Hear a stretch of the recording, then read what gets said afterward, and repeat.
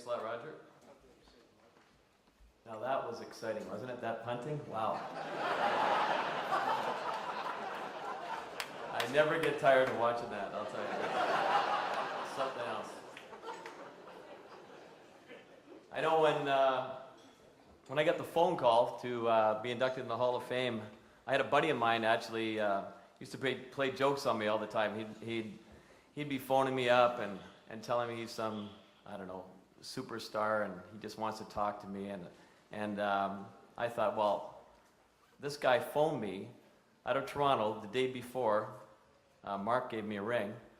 And so the morning that I got the phone call, I see a 416 area code, and I said, oh, here he is, up to his same tricks again. When I answered the phone, he said, this is Mark Cohen, commissioner of the CFL, and want to induct you in the Hall of Fame. And I said, sure, right, yeah, okay. You're joking once again. And then when he mentioned the name Mark the Noble, was a curator who was going to phone me, I thought, well, he couldn't have done his homework that well. I don't think he's that smart. So I actually believed him, and I'm very proud and happy to be here tonight. Not many people know, I guess, in Winnipeg, they've all heard my stories, but probably some people haven't here, so I'm going to say a couple again.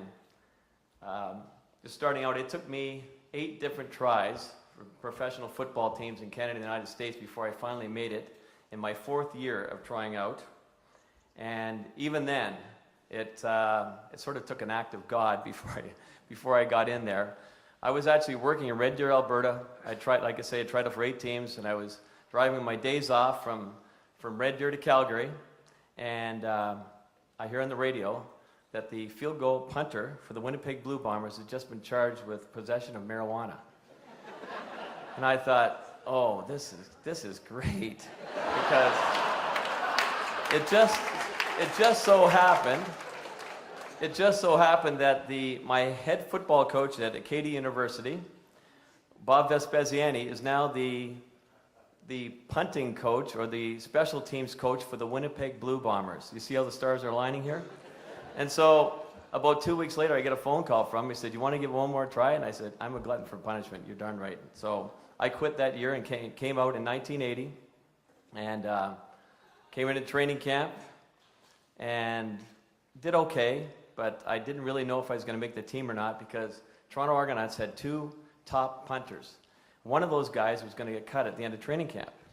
And so I knew that my job was probably just going to be training camp fodder. But it just so happened that the Bombers also needed a field goal kicker because there wasn't a field goal kicker. And lo and behold, this guy named Trevor Kennard shows up in Winnipeg's camp, dressed to the nines, and I thought, oh, this guy's not going to last long. But anyways, we bring him in, and we have the first exhibition game is against the Toronto Argonauts, the guys that I have to beat one of those guys out, be better than them if I'm ever going to hold the job. Trevor goes out, and it goes 4 for 4 in this game, 1 from 57 yards. Nails down the field goal kicking job. And so now they're not going to pick one of those 2 guys from Toronto and bring him in, pay this guy $70,000 when I'm making 15. So I said, you know what? Trevor has just nailed down both of our jobs. And that is how it all started. And so myself and Ben Johnson owe our career to drugs. I just wanted people to know that.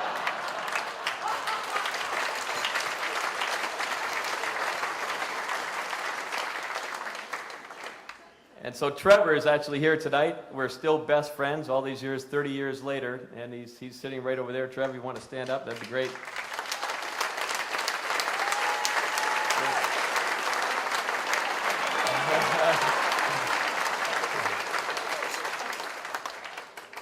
Yeah, he's a little vertically challenged, but he manages to show off a bit every now and then. Just want to say, thanks Saskatchewan. And I've got very fond memories of playing all these games here, the Labor Day Classics. And I've got to go back to the first Labor Day Classic that I ever played here in 1980. And it was a hurricane, just blowing like crazy, like nothing I've ever seen. And I'll never forget, I can go out right now into Taylor Field and show you the exact spot I had punted my first punt. We're on the 20-yard line. The wind was howling. It was just, I thought I was going to get knocked over. I thought I was going to end up like Dorothy in the Wizard of Oz. and get carried away. But thank God, the first punt came back to me, I caught it. I go in, the snap comes back, I catch the ball, they're coming with a gigantic rush at me, I get the ball off as fast as I possibly could, and then they see all these guys coming in going to hit me, and so I duck real fast, and I thought, now, George Black, the head of officials, I think is here, cover your ears, George. I decided to go down like I was hit. I wasn't hit, but I went down anyways. I was trying to draw the roughing the punter penalty like any good punter would, and it fell on my back, and then I looked up at the referee. He still got his flag in his pocket. I go, oh no. I said, these referees are a little smarter than I thought. So I looked up and I see the ball hitting the ground and bounding backwards towards the line of scrimmage while I get up and start racing after it. So we punted from our 20, starts rolling backwards, went out of bounds on our 12-yard line. So my first punt in Regina was -8. And so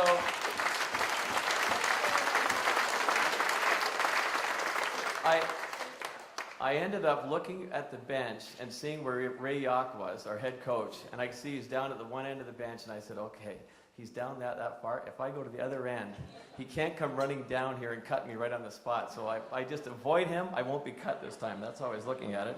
And sure enough, I hung in there, and we actually, I hate to say it, we actually won the game somehow, incredibly. It wasn't due to my punting, that's for sure. And that's when I started, I said, okay, I've got to learn how to punt into the wind. So what I would do is every day in practice, I'd punt into the wind. Never punt with the wind, always into it. Because I knew to hold a job, that's what I had to do. And that was, after that, things started to look up for me. I ended up playing in 1983 when Cal Murphy came, and everything started really going up. We hadn't won a championship for Winnipeg in 22 years. And when Cal Murphy came, everything turned around for us. 84, we win our first Grey Cup. And in 22 years. We hadn't been to a Grey Cup in 22 years. And Cal Murphy, really, and I think Cal Murphy still lives in this province, he was a great mentor to me. Nobody punted one punt in all the time that he was with us in 14 years. He showed me a lot of confidence. And I guess I rewarded him. I actually didn't hit any more -8-yard punts, which was a good thing. He hired guys like Mike Riley, outstanding coach. He's now a coach at Oregon State. He's been 2-time Pac-10 Coach of the Year. I mean, that's, Cal knew who to get as a coach when he became general manager, and Mike was outstanding. Dave Ritchie, at the end of my career, I've always got to thank Dave. He was an outstanding person, just a great guy, and I always say any coach that would let a 48-year-old punter punt on his team, you got to like that. That's all I can say. He was a great guy. All the players that I played with, I mean, I would not be up here tonight if we didn't win 3 Grey Cups. We were in 6. It's just sort of the reflected glory. When you're a punter, you don't mean a whole lot in a lot of games. And the players that I played with were outstanding. That's how, that's how you win championships, and that's how we are so successful. There was one guy, John Bonk, who was our center. He never bounced a snap to me or ever put one over my head in the first 7 years I played. And then when you have players like that and cover guys, that makes one heck of a difference. Kicking is 1/3 of the game, and I'm proud to represent those guys. There's a couple other people here tonight. You probably heard a few screams and yells you couldn't believe, but you won't believe this. You think Saskatchewan fans are great? Well, listen to this. Winnipeg Blue Bombers, I have my own fan club here tonight. Yes. And they are screaming right over here. Yeah. Kathy Garski, she's the president of the fan club, right here. Roseanne and Leah are also here tonight, and thank you guys for coming from Winnipeg. I really appreciate it. That's great. The Winnipeg Football Club obviously hired me for 23 years, and for that will be eternally grateful. And Jim Bell, president, is here tonight, along with Jerry Maslowski, who is a marketing director, and I really appreciate you guys making the trip here for outstanding evening for me. Thanks a lot.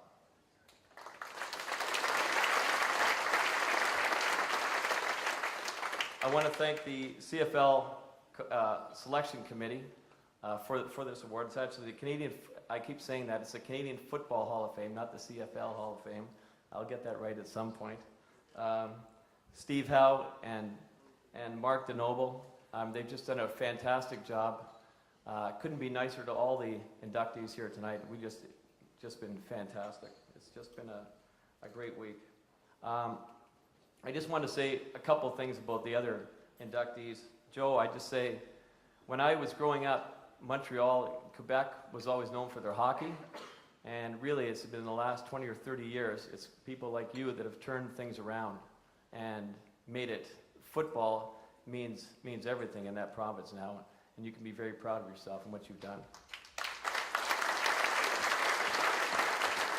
I want to say, Alfred Payton, I played with him twice in his career, and not only was he a phenomenal football player, but everybody who played with him will know his swag.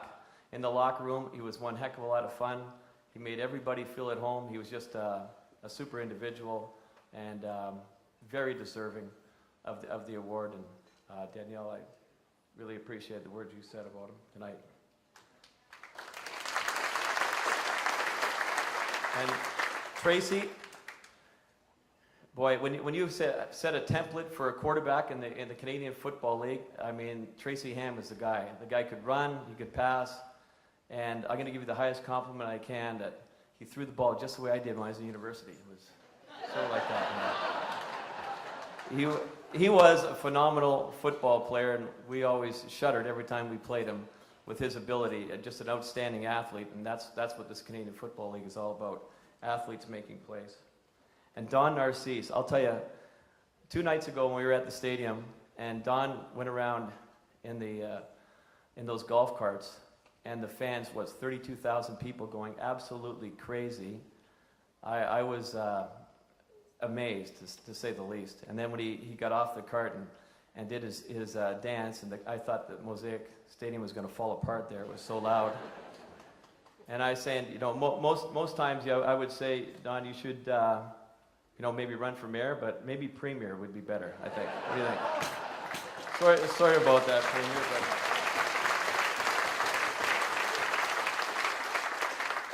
Finally, I'd like to thank my brother, 2 brothers and sister that made the trip in here. They're sitting in the back, and their family. And finally, my family is sitting in the front here. My son Brett and Shane, Avery and Ainsley. My father-in-law Henry is here. And of course, my beautiful wife Louise is sitting there as well, of 26 years.